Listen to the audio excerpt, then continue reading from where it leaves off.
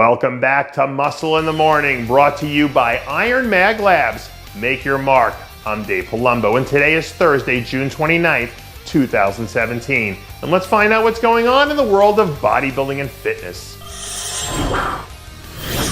So far this season, we've had plenty of fascinating stories that have managed to dominate the bulk of the conversation at one time or another. And if you look back to around the start of the season, there weren't too many stories that had us buzzing quite like the reemergence of the new Brandon Curry.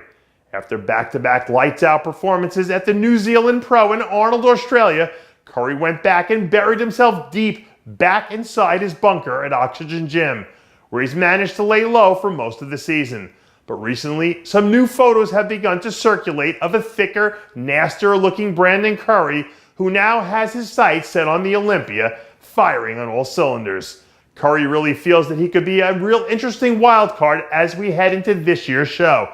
And if he somehow manages to come in even better than what we saw back in Australia, I think that Brandon Curry might be good enough to grind his way to a top 6 finish. People love to toss around the expression that bodybuilding is a marathon and not a sprint. But I guess when you've already got 5 Olympia titles lining your trophy case, if you decide you want to start sprinting, it's up to everyone else to get their butts in gear and try to play catch-up. Earlier in the week, Flex Lewis released his latest round of footage from a completely insane back training session as he continues to sprint towards the 212 Olympia title. Even though it's only June, Lewis looks like he's impossibly thick right now. And when you see him in action like this, it reminds you of why this guy is head and shoulders above everyone else to ever do it in the 212 division.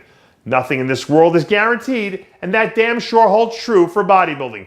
But if Flex Lewis is at 100%, I don't think anyone out there can even get within striking distance to beat this guy.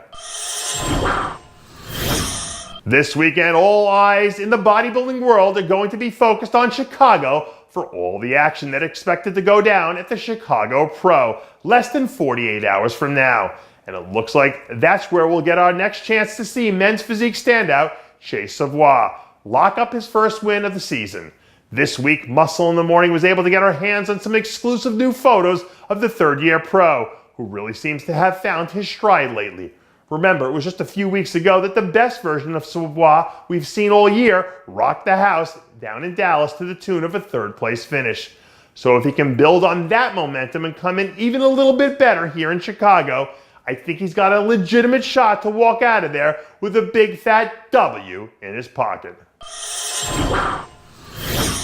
Speaking of young guys foaming at the mouth to do some damage in Chicago, surging second-year pro Charles Griffen looks like he's playing for keeps these days. A few weeks removed from a brilliant second-place effort back at the Muscle Mayhem, a very hungry Charles Griffen now has his sights set ablazing on the Chicago Pro stage.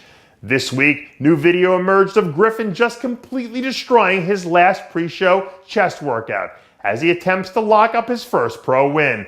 So far, year 2 of the Charles Griffen experience has been a pretty exciting ride. So don't let it come as a major shock if we see this kid push his way up into the top 3 and give a few of these battle-tested veterans a real run for their money.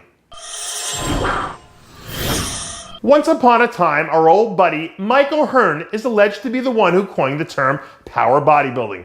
Actually, it was Don Ross, but who's counting? But I think it might be about time we all put our heads together to come up with a new term for what Akeem Williams is doing right now, because this guy is on a whole new level. This week, new videos surfaced of the Brooklyn Beast knocking out an unbelievable 855-pound squat, which officially earned him a gate pass into unbelievable territory, somewhere in the neighborhood of the great Ronnie Coleman.